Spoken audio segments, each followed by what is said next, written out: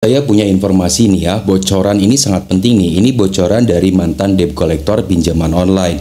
Jadi buat kalian nih yang sekarang masih bingung ataupun masih takut untuk menghadapi debt collector, ini ya saya punya beberapa berita atau beberapa informasi yang dibocorkan oleh mantan debt collector pinjaman online. Yang pertama, jika ada debt collector datang ke rumah kamu, terus dia memberikan surat, kalau misalkan capnya atau stempel suratnya itu stempel yang printan atau bukan stempel yang cap yang basah itu, jangan dipercaya ya teman-teman ya. Jadi itu bisa saja hasil print out ataupun hasil kita ngopi dari debt collector lain ya. Jadi buat teman-teman, pastikan dulu suratnya itu ada stempel basah dari perusahaan pinjaman online. Yang kedua, di dalam surat penagihan ataupun di dalam surat yang nanti diberikan sama si debt collector itu ada masa berlakunya untuk masa penagihannya. Jika masa penagihannya tidak ada ataupun sudah tidak berlaku, sudah dipastikan dia menggunakan surat tagihan itu dari debt collector lain gitu ya. Jadi bukan buat untuk kita.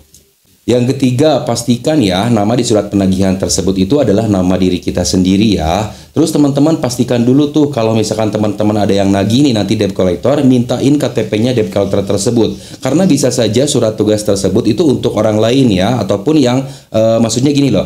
Jadi KTP antara nama penagih dengan KTP yang debt collector tersebut itu ada sama ya.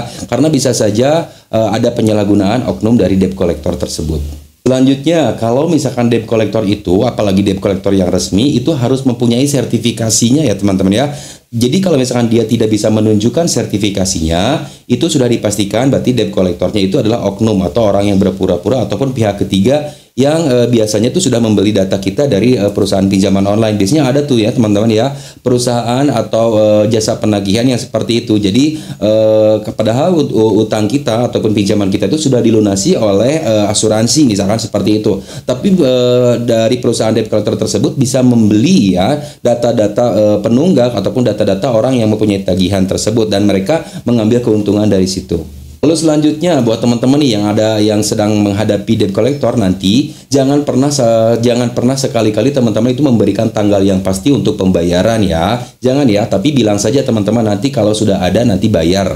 Nah, yang terakhir nih buat teman-teman, jika debt collector tersebut nanti tidak bisa memenuhi syarat ataupun tidak bisa menunjukkan apa-apa hal yang tadi saya jelaskan di awal tadi, teman-teman itu bisa menolak ya teman-teman. Usir saja dari rumah teman-teman karena tidak bisa memberikan syarat-syarat atau legalisasinya ataupun surat-surat resminya ataupun sertifikasinya. Jadi dipastikan itu adalah debt collector yang bodong.